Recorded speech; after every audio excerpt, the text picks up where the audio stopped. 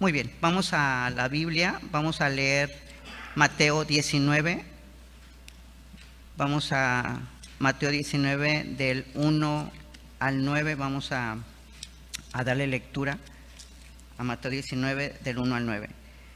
Aquí dice la palabra: aconteció que cuando Jesús terminó estas palabras, se alejó de Galilea y se fue a las regiones de Judea, al otro lado del Jordán. Y le siguieron grandes multitudes y lo sanó allí. Entonces vinieron a él los fariseos, tentándole y diciéndole: ¿es lícito al hombre repudiar a su mujer por cualquier causa? Él respondiendo les dijo: ¿no habéis leído que el que los hizo al principio, varón y hembra los hizo? Y dijo: por esto el hombre dejará padre y madre y se unirá a su mujer, y los dos serán una sola carne. Así que no son ya más dos, sino una sola carne. Por tanto, lo que Dios juntó, no lo separe el hombre.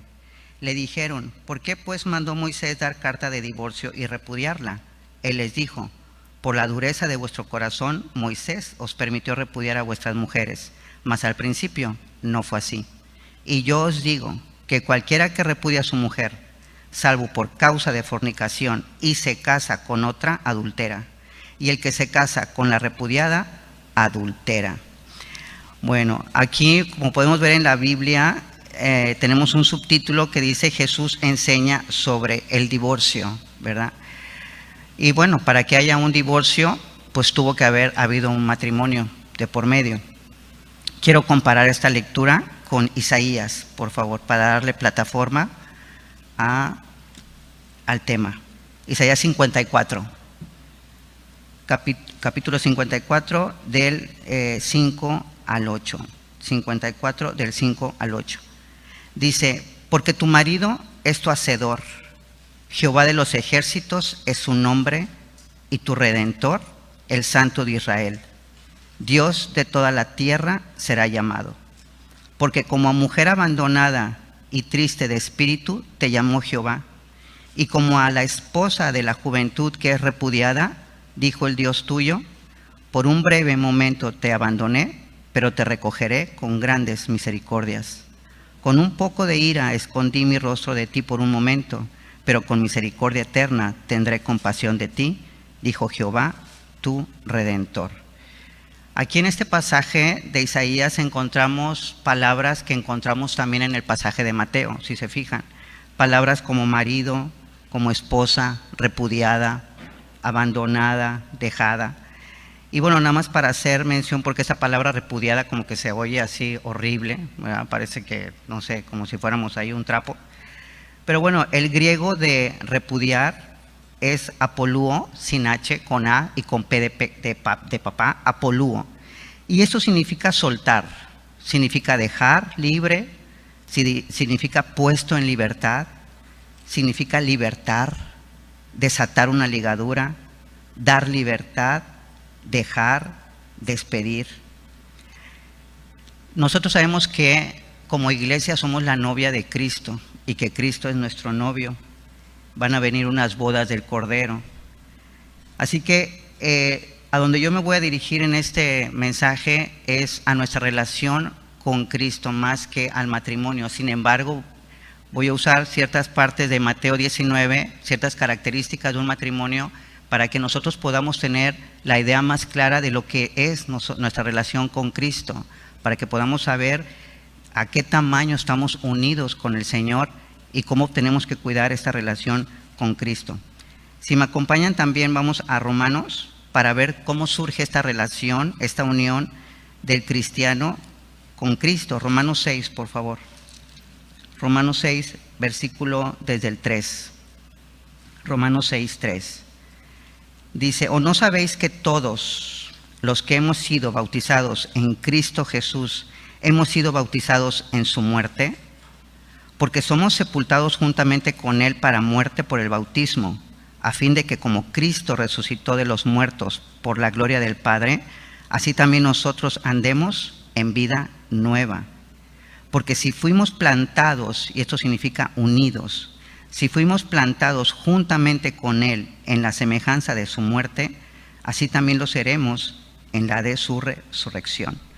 Entonces aquí vemos dónde se da esa unión con Cristo. En el momento en que tú y yo recibimos a Jesús como nuestro Salvador, aquí dice el versículo 4 que lo hicimos para que anduviésemos en vida nueva. Ese es nuestro nuevo nacimiento. Y a partir del nuevo nacimiento es que quedamos unidos con Cristo. Estamos identificados con Él. Cuando Cristo murió en la cruz, yo y tú morimos con Él. Nuestro viejo hombre murió con Él. Ese viejo hombre que no lo conocía, ahí fue crucificado. Cuando Él fue sepultado, nuestro antiguo hombre fue sepultado juntamente con Él. Y cuando Él resucita, nosotros resucitamos juntamente con Él y tenemos esta nueva vida en Cristo. Y ahí es donde se da esta unión en Cristo, ¿verdad? Es una nueva vida en Cristo la que tenemos. Así que podemos entender que la Biblia nos está enseñando que el matrimonio terrenal es un símbolo de nuestra unión con Cristo. Él usó el matrimonio terrenal como la perfecta representación de lo que es la unión con Cristo. Porque en el matrimonio estamos conscientes que no hay matrimonio sin problemas, pero sí hay muchos matrimonios en problemas, ¿verdad?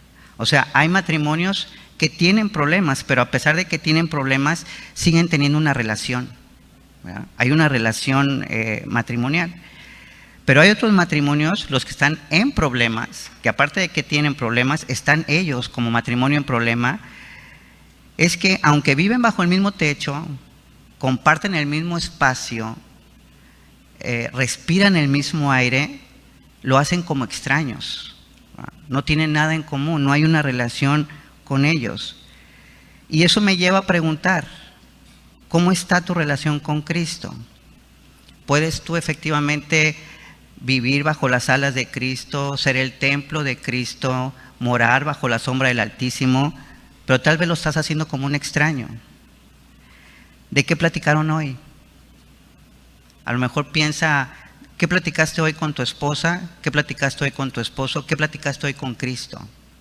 ¿En qué tema profundizaron tú y tu esposa, tú y tu esposo hoy?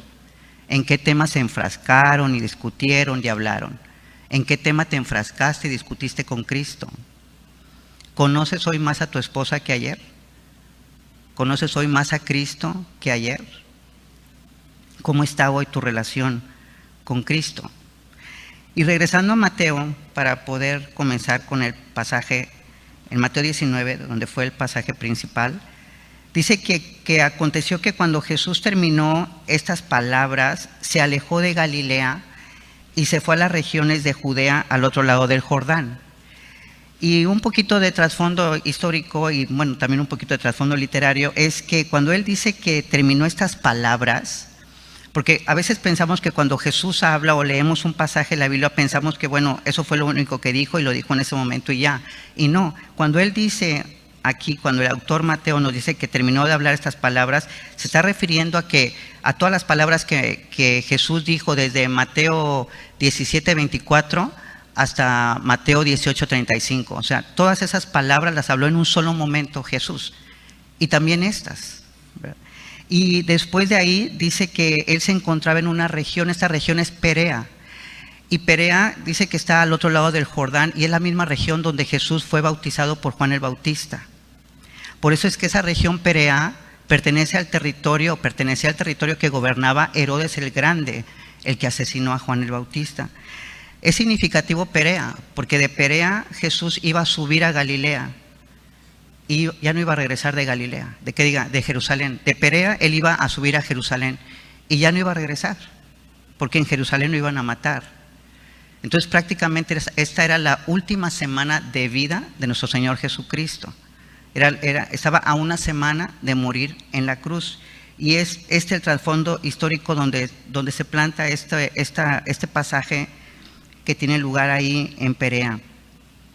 Muchas veces oímos y cuando leemos la palabra vemos que Jesús se fue de un lado a otro y que hacía el milagro y que se subía a una barca y que se iba y atravesaba el Jordán, o que se subía y se iba a orar, se iba a Galilea, se iba a Nazaret y andaba de región en región. Y es que ese era el año de popularidad de Cristo, andar de un lado para otro, haciéndose popular. Y era tan popular pues que los fariseos lo querían matar, y los saduceos y las personas que estaban en contra de él. Y dice ahí también que lo siguieron grandes multitudes. y también dice que lo sanó allí en Perea. Estoy en el versículo 2. O sea, que Jesús era muy atrayente. Él atraía a las personas, ¿verdad? Y por eso estamos nosotros aquí, porque Él nos atrajo, ¿verdad? Y le seguimos. Y hubo mucha gente que lo siguió, pero también hubo gente que no lo siguió. Y hubo personas que lo seguían por un rato. Recibían lo que Él les podía dar, recibían el milagro y lo dejaban de seguir. Y se cansaban de seguirlo. Hubo personas que lo seguían de lejos, nada más acechándolo, viendo qué hacía, en dónde se equivocaba. Hubo personas como sus discípulos que lo siguieron todo el tiempo, hasta la cruz. Y después de la cruz, aún después de muerto, lo seguían, ¿verdad? ¿Te has preguntado qué tipo de seguidor eres tú de Cristo?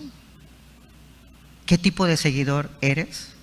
O a lo mejor tengo que preguntar, ¿eres ya un seguidor de Cristo? Veamos estas personas que no lo siguieron. ¿Qué tipo de personas son estas personas que no lo siguieron? Vamos un poquito atrás en Mateo 13. Mateo 13, versículos del 53 al 58. Mateo 13, 53, 58. Aconteció que cuando terminó Jesús estas parábolas, se fue de allí, y venido a su tierra, les enseñaba en la sinagoga de ellos, de tal manera que se maravillaban y decían, ¿de dónde tiene esta sabiduría y estos milagros? ¿No es este el hijo del carpintero? ¿No se llama su madre María y sus hermanos Jacobo, José, Simón y Judas? ¿No están todas sus hermanas con nosotros? ¿De dónde pues tiene todas estas cosas? Y se escandalizaban de él. Pero Jesús les dijo, no hay profeta sin honra, sino en su propia tierra y en su casa. Y no hizo allí muchos milagros a causa de la incredulidad de ellos. Entonces vemos que Jesús estaba en Nazaret, donde había nacido, donde había crecido, y donde lo conocían desde chiquito, donde él estaba bien familiarizado con las personas de ahí. Tal vez con esas personas él tenía un lugar especial, esas personas tenían un lugar especial en su corazón porque lo habían visto crecer, lo conocían, ¿verdad? Y aquí lo dice. Y precisamente porque lo conocían desde chiquito, fue lo que les provocó no creer en él. Como el hijo de María, el carpintero, sus hermanos, o sea, ¿cómo? No, ¿verdad? No es posible. Y eso, el ser muy conocido, causó en ellos incredulidad, no quisieron creer en él. Entonces, personas que no creen en Jesús, lógicamente no lo van a seguir. Y si tú eres uno de ellos que no has querido creer en Jesús, créeme que Jesús te ofrece lo que nadie te puede dar. La salvación de tu vida eterna, la salvación de tu alma. Él te ofrece una vida eterna, es cuestión de fe. Hoy en nuestras vidas pasa lo mismo. Cuando Él dice aquí que venida a su tierra, nuestra tierra puede ser nuestra familia, ¿verdad? Y ahí en nuestra familia, pues están muchos de los familiares que tal vez estén en este grupo de incrédulos que no siguen a Cristo. Y son seres queridos que los amamos, que queremos que reciban de Cristo lo que Cristo les ofrece, pero porque piensan que nos conocen, no nos dan credibilidad. No creen lo que sus propios ojos ven en nosotros. No creen lo que sus propios oídos oyen de nosotros. ¿Por qué? Porque nos creen, no, porque nos conocen. O sea, el hecho de que nos conozcan, eso hace que no crean en nosotros. Qué ironía.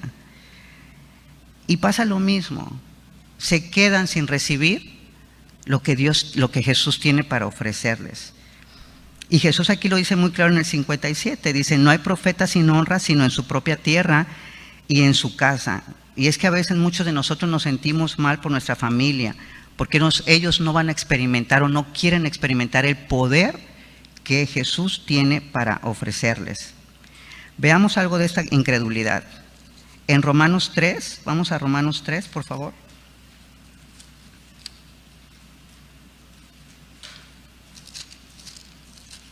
Romanos 3:3. Romanos 3:3. Dice, pues ¿qué?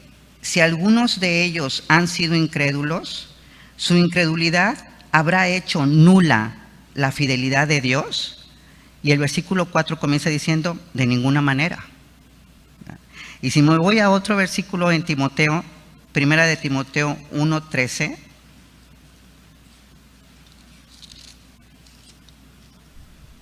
dice, habiendo yo sido, está hablando Pablo, habiendo yo sido antes blasfemo, perseguidor e injuriador, mas fui recibido a misericordia porque lo hice por ignorancia, en incredulidad. O sea, debemos de entender que la incredulidad jamás va a limitar el poder de Dios. Porque pudimos haber pensado, bueno, a ver, no hizo milagros porque ellos no creyeron, o sea, la incredulidad de ellos era mayor que el poder de Dios, y no, por eso es que leímos Romanos, donde dice, de ninguna manera. O sea, la incredulidad no afecta ninguno de los atributos de Dios. Dios sigue siendo poderoso, le creas o no, creas en Él o no, Él no se ve afectado de ninguna manera. Quien se ve afectado es aquel que no cree. ¿Por qué? Porque la incredulidad te impide recibir lo que Dios quiere hacer contigo. Jesús en aquellos tiempos ofreció sanar a todos los que se acercaban a Él creyendo, y así lo hizo. Todos los que se acercaban a Él creyendo, lo sanó. Y leemos que en Hebreos 13:8 dice, Jesucristo es el mismo ayer, hoy y por los siglos. Por eso es que si tú no has creído todavía en Él, Él quiere sanarte. Él sabe cuál es tu dolencia, Él sabe dónde estás afectado y Él quiere sanarte. Solo es cuestión de fe, de que creas en Él. También vamos a ver que le siguieron personas como los fariseos. ¿Quiénes son los fariseos? Y cuando yo menciono las características de los fariseos, no lo hago por ofenderlos. Los hago para que tengamos un comparativo, para que podamos tener, a lo mejor yo me estoy pareciendo a un fariseo, ¿no? Pero necesitamos un comparativo en donde comparar mi relación con Cristo. Y personas que lo seguían, pues eran los fariseos y se acercaron, y es lo que vemos en Mateo 19:3. Él ahí dice que entonces vinieron a Él los fariseos, Mateo 19:3, que es nuestro pasaje. Dice, tentándole y diciéndole, ¿es lícito al hombre repudiar a su mujer por cualquier cosa? ¿Quiénes eran los fariseos? ¿Qué características eran de los fariseos? Y bueno, era un grupo político y social que tenían una escuela de pensamiento judía muy diferente a la de Cristo, ¿verdad? Ellos le ponían mucho énfasis sobre la observancia de ritos y ceremonias. Ellos estaban muy enfocados en los ritos, en hacer las cosas religiosas. Y podríamos estar nosotros teniendo una relación con Cristo basada en ritos y ceremonias. Podríamos tener una relación con Cristo religiosa, ¿verdad? Y veamos qué piensa Jesús, qué piensa Dios de los ritos y de las ceremonias. Vamos a Isaías 1, por favor. Isaías 1, versículo 11. Y pues está bastante largo, pero bueno, a ver si nos da tiempo de leerlo, si no lo van viendo ahí en las pantallas, porque miren, dice Isaías 1:11, ¿para qué me sirve, dice Jehová, la multitud de vuestros sacrificios? Hastiado estoy de holocaustos, de carneros y de cebo de animales gordos. No quiero sangre de bueyes, ni de ovejas, ni de machos cabríos. ¿Quién demanda esto de vuestras manos? Cuando venís a presentaros delante de mí para hollar mis atrios, no me traigáis más vana ofrenda. El incienso me es abominación, luna nueva y días de reposo, el convocar asamblea, no lo puedo sufrir. Son iniquidad vuestras fiestas solemnes, vuestras lunas nuevas y vuestras fiestas solemnes las tiene aborrecidas mi alma. Me son gravosas, cansado estoy de soportarlas, dice Jesús. Cuando extendáis vuestras manos, yo esconderé de vosotros mis ojos. Asimismo, cuando multipliquéis la oración, yo no oiré. Llenas están de sangre vuestras manos. Lavaos y limpiaos. Quitad la iniquidad de vuestras obras de delante de mis ojos. Dejad de hacer lo malo. Aprended a hacer el bien. Buscad el juicio. Restituid al agraviado. Haced justicia al huérfano. Amparad a la viuda. Venid luego, dice Jehová, y estemos a cuentas. Si vuestros pecados fueren como la grana, como la nieve serán emblanquecidos. Si fueren rojos como el carmesí, vendrán a ser como blanca lana. Muchas veces nos acercamos a Jesús con las mismas palabras, la misma actitud, el mismo tiempo, el mismo lugar, las mismas cosas.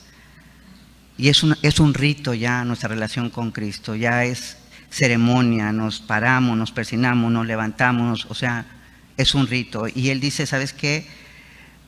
Tu relación conmigo está contaminada por el pecado, está sucia esa relación. Y lo que a Dios más le importa es, fíjense, la relación que tengamos con nuestro prójimo. Porque lo que menciona aquí, Él dice que quiere misericordia con la viuda, que restituyamos al huérfano, que hagamos justicia y que entonces, después de haber hecho eso, que es sumamente difícil, hagamos lo otro, que pareciera que se está convirtiendo en algo muy fácil, buscarlo, ¿verdad? Me arrodillo y ya está ahí Él. Y estamos cayendo en una relación religiosa. Los fariseos pretendían tener una piedad superior y se separaban de la gente común. Ahora muchos de nosotros estamos teniendo mucha actividad en relación a la iglesia. O sea, estamos mucho más involucrados en las cosas del reino, en cosas piadosas. Mucho ojo. No se nos vaya a subir lo piadoso y vayamos a caer en estar creyendo que somos superiores a los demás. Dice la palabra en Filipenses 2:3, nada hagáis por contienda o por vanagloria, antes bien con humildad, estimando cada uno a los demás como superiores a él mismo. La palabra dice todo lo contrario a la actitud de los fariseos. Ellos se creían superiores y Dios viene y dice, ¿sabes qué? No, todos los demás son superiores a ti. Todos los demás a los que tú sirves son superiores a ti. No eres tú superior a ellos porque los estés sirviendo, porque estés haciendo algo por ellos. Vemos también que había otro grupo de los fariseos. Ellos creían en la inmortalidad del alma, ellos creían en la resurrección del cuerpo, ellos creían en los ángeles, ellos creían en los espíritus, y pues también nosotros, ¿no? O sea, también nosotros creemos en los ángeles, creemos en los espíritus, creemos en la inmortalidad del alma, creemos en que nuestro cuerpo va a resucitar. ¿Cuál es la diferencia? Que el fundamento de ellos no era Cristo. O sea, todo lo que ellos hacían, no lo hacían basándose en Cristo. Lo hacían para ser vistos. O sea, se basaban en ellos mismos. Todo el trabajo que hacían era para que ellos recibieran el reconocimiento. No lo hacían para Cristo. Y dice Mateo 6:1, hablando de los fariseos, dice, guardaos de hacer vuestra justicia delante de los hombres para ser vistos de ellos. De otra manera no tendréis recompensa de vuestro Padre que está en los cielos. Y nosotros así podemos estar siguiendo a Cristo, creer la sana doctrina, pero tu base para hacer todo eso eres tú mismo, no es Cristo. Lo haces por ti, no lo haces pensando en Cristo. Colosenses 3:23 dice, y todo lo que hagáis, hacedlo de corazón, como para el Señor, y no para los hombres. Esa es una perfecta relación. Cuando tú haces todo para Cristo, que cuando tú te vas a orar, no tiene que ser para ti, tiene que ser para Cristo. Tú vas a buscarlo a Él. No vas tú a agradarte a ti, es para Él, para Cristo. Otro grupo son los saduceos, que los conocemos, eso lo hemos oído siempre, los saduceos, que también habla de que eran personas que seguían a Cristo, que se acercaban a Cristo. Y pues aunque los saduceos no aparecen en el pasaje que yo leí de Mateo 29, pues sí era un grupo que también seguía a Cristo, era un grupo partidista que se le acercaba a Cristo. ¿Qué característica tiene este grupo? ¿Qué característica tienen los saduceos, este grupo que seguía a Cristo? Pues los saduceos no creían ni en el alma, ni en la inmortalidad del alma, ellos no creían en la resurrección del cuerpo, ellos no creían en los ángeles ni en los espíritus. Los saduceos eran 100% materialistas. Esa es la característica de los saduceos, 100% materialistas. Y siguiendo con nuestro mensaje y con este cuidado que tenemos que tener de nuestra relación con Cristo, debemos de pensar realmente cuál es mi interés en estarme relacionando con Cristo. ¿Qué busco en esa relación?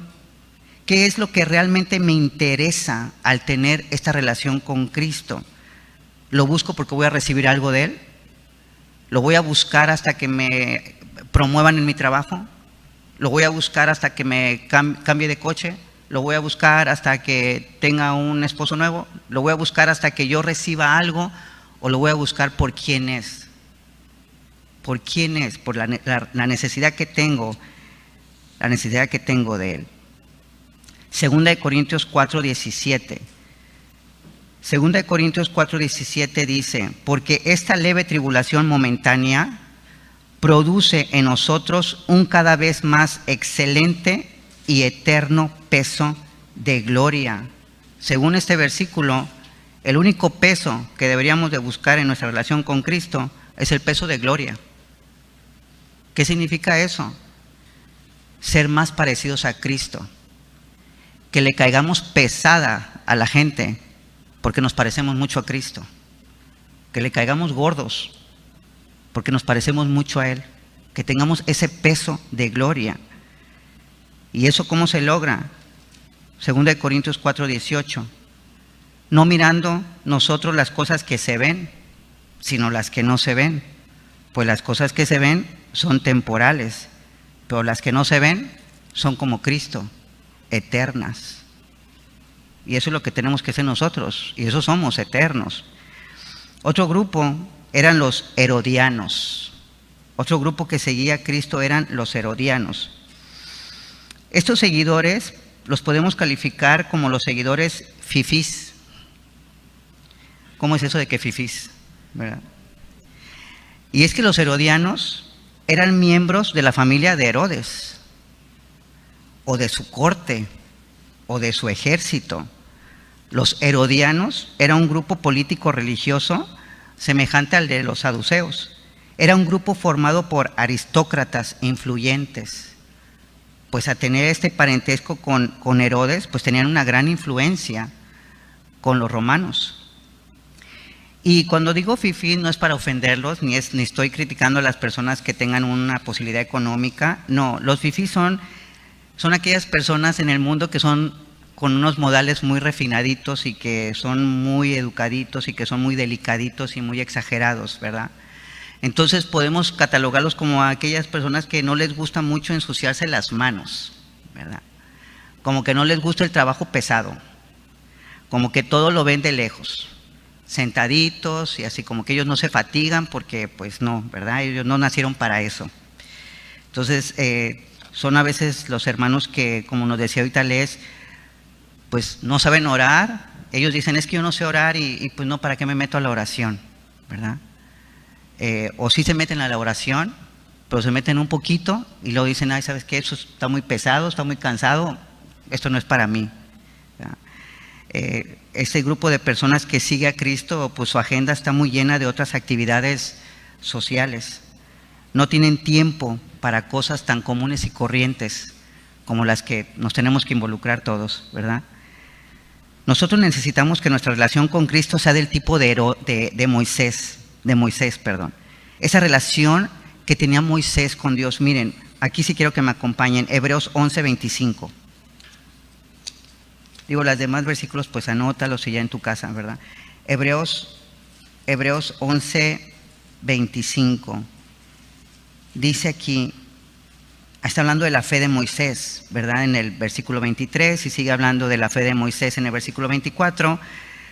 Y dice que por la fe Moisés, hecho ya grande, rehusó llamarse hijo de la hija de Faraón. 25. Escogiendo antes ser maltratado con el pueblo de Dios que gozar de los deleites temporales del pecado. O sea, Moisés, ¿qué más persona fifí que Moisés? O sea, creció en el palacio. Su abuelo era el faraón, ¿verdad? Fue criado por la hija de Faraón, tenía miles de sirvientes, tenía todo lo que él quisiera y tenía un futuro asegurado. Moisés, tal vez iba a ser el faraón.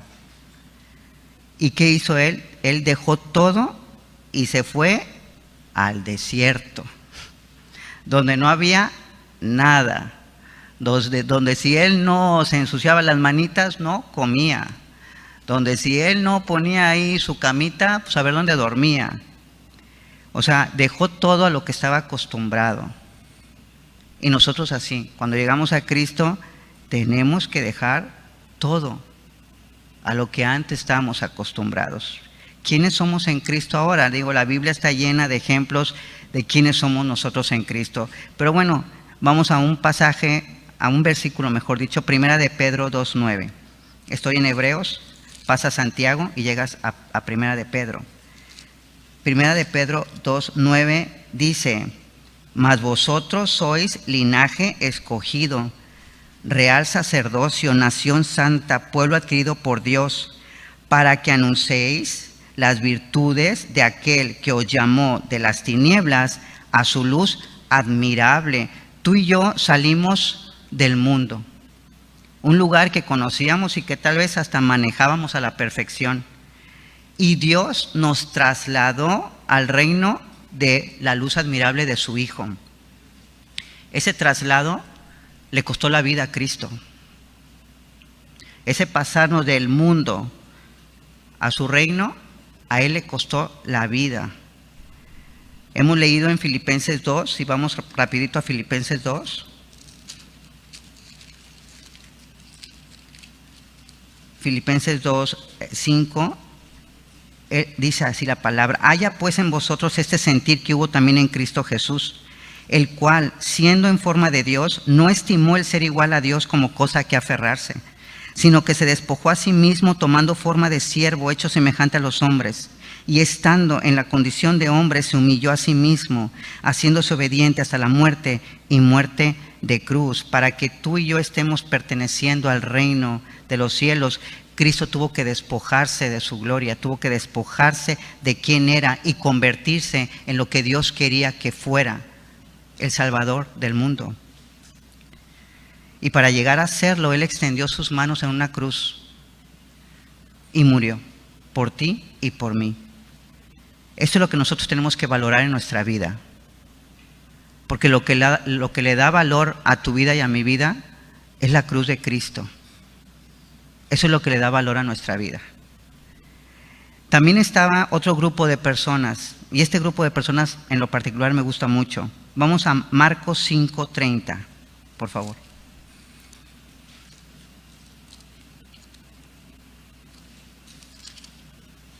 Marcos 5:30. Dice la palabra, dice: luego Jesús, conociendo en sí mismo el poder que había salido de él, volviéndose a la multitud, dijo: ¿quién ha tocado mis vestidos? Sus discípulos le dijeron: ¿ves que la multitud te aprieta y dices: ¿quién me ha tocado? Este grupo de personas es de los que pasan de tener un seguimiento con Cristo a tener una relación estrecha con Cristo, una relación apretada con Cristo, tan apretada que son uno solo. Y nosotros tenemos que llegar a este nivel de relación, un nivel de relación estrecha, apretada, siendo casi unos.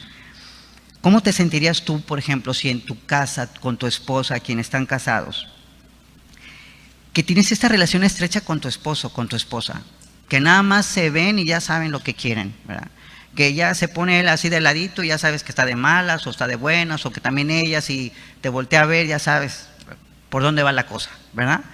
Entonces, cuando tienes esta relación tan estrecha, realmente te sientes seguro, te sientes bien, te sientes que cuentas con alguien, que te puede faltar todo menos esa parte, menos esa relación que tienes, ¿verdad? Y así es la relación que tenemos que tener con Cristo. O sea, en esta relación que tú tienes con tu esposa tan estrecha, pues te sientes 100% seguro, y así es como Cristo quiere que nos sintamos con Él, que nosotros nos sintamos 100% seguros con Él. Y eso se da solamente cuando confiamos cada vez más y más en Cristo. Una relación estrecha con Jesús no es en vano. Si seguimos leyendo y no perdieron ahí el pasaje, nos quedamos en el 30, dice el 31. ya leímos el 31, sus discípulos le dijeron, ¿ves que la multitud te aprieta y dices, ¿quién me ha tocado? 32. Pero él miraba alrededor para ver quién había hecho esto. Entonces la mujer, temiendo y temblando, sabiendo lo que en ella había sido hecho, vino y se postró delante de él y le dijo toda la verdad. Y él le dijo, hija, tu fe te ha hecho salva. Ve en paz y queda sana de tu azote. Cuando tenemos esta relación estrecha con Dios, esa es a veces nosotros pedimos que Él nos dé más fe. Es una oración muy común decir, Señor, dame más fe, pero nosotros ya tenemos esa fe. Nosotros lo que tenemos que hacer es desarrollar esa fe. Y esto lo vemos aquí en este pasaje. Llegar a tener una relación estrecha con Jesús no es en vano, no es cualquier cosa, no es algo de labios para afuera. Es una relación estrecha con Jesús. En una relación estrecha con Jesús, Él se da cuenta de tu presencia. En esa relación estrecha con Jesús, Él te siente cerca de Él. Responde a tu presencia y te libra de tus azotes. ¿Qué son esos azotes? Lo que sea que te esté haciendo infeliz en la vida. Lo que sea que te esté causando un daño. Lo que sea que no te deje desarrollarte como Dios quiere que te desarrolles. Eso es un azote. Sea lo que sea, una situación física, de salud, una situación emocional, miedo, inseguridad, ansiedad. Jesús responde a tu cercanía, a tu estrechez con Él. ¿Y sabes qué? Y te libra. Si regresamos a Mateo, por favor, a Mateo 19.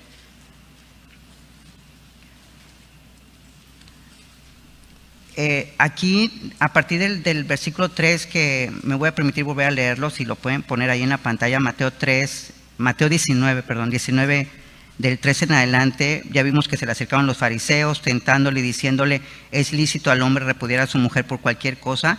Él respondiendo les dijo, ¿no habéis leído que el que los hizo al principio, varón y hembra los hizo? Y dijo, por esto el hombre dejará padre y madre y se unirá a su mujer y los dos serán una sola carne. Así que no son ya más dos, sino una sola carne. Por tanto, lo que Dios juntó, no lo separe el hombre. Le dijeron, ¿por qué pues mandó Moisés dar carta de divorcio y repudiarla? Él les dijo, por la dureza de vuestro corazón, Moisés os permitió repudiar a vuestras mujeres, mas al principio no fue así. Y es aquí donde yo quiero agarrar estas características del matrimonio, ¿verdad?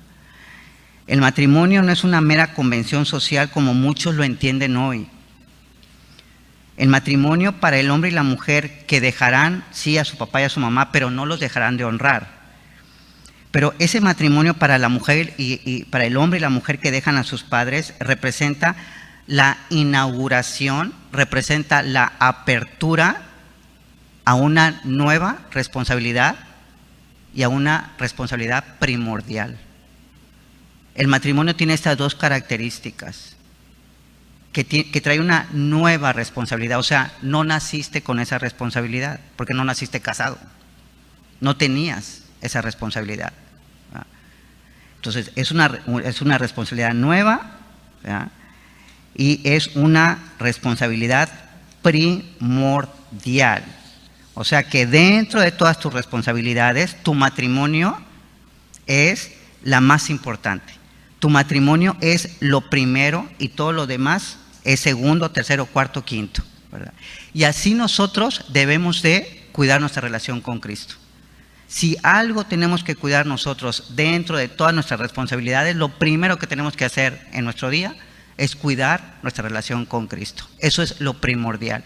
Y es nuevo, porque somos nuevas criaturas. No sabemos cómo manejar esta responsabilidad. ¿Quién nos dice cómo? La Biblia, ¿verdad? Por eso la mejor ayuda que podemos tener en nuestra relación con Cristo es la Biblia. Nadie más te va a poder ayudar como nos ayuda la palabra de Dios. Así que, pues, Nosotros vemos también aquí, voy a cortarle porque ya no se nos va a acabar el tiempo, pero los fariseos, al no entender la palabra de Dios, estos fariseos de aquí, de este pasaje, le estaban causando mucho daño a sus mujeres, porque se divorciaban a cada rato. O sea, se casaban, se divorciaban, se casaban, se divorciaban, y la mujer pues la dejaban y se consideran otra, y ellos no conocían la palabra, y si la conocían la estaban torciendo, porque eso no es lo que decía la ley del matrimonio. Si nosotros ignoramos cómo dice la Biblia que debe ser mi unión con Cristo, también mi relación con Cristo va a ser dañada. Cristo nos pide que lo busquemos de mañana, tempranito, todos los días. Cristo nos pide que seamos santos en toda nuestra manera de vivir. ¿Qué desbarataba un matrimonio con los judíos? La inmoralidad. ¿Qué desbarata los matrimonios ahorita? La inmoralidad, el adulterio, la fornicación, ¿verdad? ¿Qué daña tu relación con Cristo? La inmoralidad, el pecado. Eso le va a causar mucho daño a tu relación con Cristo. Dios es un Dios celoso y no perdona la iniquidad en nosotros. Tenemos que cuidar lo que nuestros ojos ven, lo que nuestros oídos oyen, las conversaciones que tenemos, porque la voluntad del Padre, dice la Biblia, que es nuestra santificación. Dice que Él no nos ha llamado a inmundicia, sino que nos ha llamado a santificación. Así que, pues, Jesús nos da esta panorama del matrimonio para que nosotros podamos, hermanos, así como cuidas tu matrimonio, así tenemos que cuidar nuestra relación con Cristo. Es de suma importancia, es nuestra primera responsabilidad en la vida. Cuando nosotros usamos el término cristiano, estamos hablando de alguien que es una nueva criatura en Cristo, con la naturaleza divina, un verdadero imitador de Jesús en la vida, la conducta y las obras. Y hablando de los divorcios entre matrimonios, pues no puede ser, de los divorcios, no puede ser posible que si se casan dos cristianos haya este tipo de problemas, ¿verdad? Porque son una nueva criatura los dos, porque los dos tienen a Cristo. Entonces, así como en un matrimonio cristiano no debe de haber esta separación, que es eso del divorcio, pues tampoco en nuestra unión con Cristo tiene que haber una separación. Nunca fue la intención de Dios que en un matrimonio exista ni la dureza de corazón ni el divorcio. Igual, para nosotros como hijos de Dios y estando en esta unión con Cristo, Él quiere que permanezcamos unidos, ¿verdad? Sabemos que Cristo viene por una iglesia pura y sin mancha. Y para terminar, me despido con este versículo en Apocalipsis 22. Apocalipsis 22, 10. Dice Juan: y me dijo, no selles las palabras de la profecía de este libro, porque el tiempo está cerca. El que es injusto, sea injusto todavía, y el que es inmundo, sea inmundo todavía. Y el que es justo, practique la justicia todavía, y el que es santo, santifíquese todavía. Oremos, hermanos. Padre, te damos muchas gracias, Señor, por tu palabra. Gracias porque nosotros podemos pensar que necesitamos que tú nos enseñes otras cosas, mas sin embargo, Señor, pues lo que pones en mi corazón y que fue este mensaje era cuidar nuestra relación contigo. Es importantísimo, Señor, que nosotros cuidemos nuestra relación contigo, que verdaderamente sea lo primero para nosotros, que verdaderamente cuidemos esta relación con la pureza en nuestras manos, con pureza en nuestros corazones, Señor. Te damos gracias porque tu palabra es lo que nos va a ayudar a limpiar nuestros corazones. Tu palabra es lo que nos va a ayudar a tener una comunión contigo, saludable, que tengamos comunión y una comunicación perfecta, Señor. Te bendecimos, Dios, por tu palabra. Te bendecimos por tu Hijo Jesucristo, que vino a darnos una vida nueva.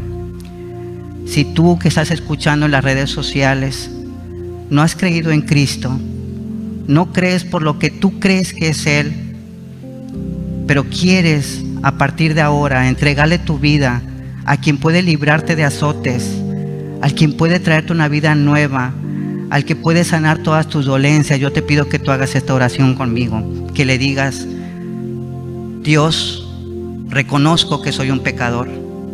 Reconozco que no he querido creer en ti porque pensaba que te conocía. Mas ahora me doy cuenta que te he seguido de lejos, que no he querido acercarme, pero ahora te necesito. Te necesito, Señor, y te pido perdón por no haber creído en ti antes. Reconozco que tú moriste por mí en la cruz. Reconozco que ahí yo morí también juntamente contigo y quiero disfrutar contigo de esta nueva vida en Cristo. Te acepto como mi Señor y Salvador y te bendigo en el nombre del Hijo, Jesucristo. Amén. Muchas gracias, hermanos. Dios los bendiga.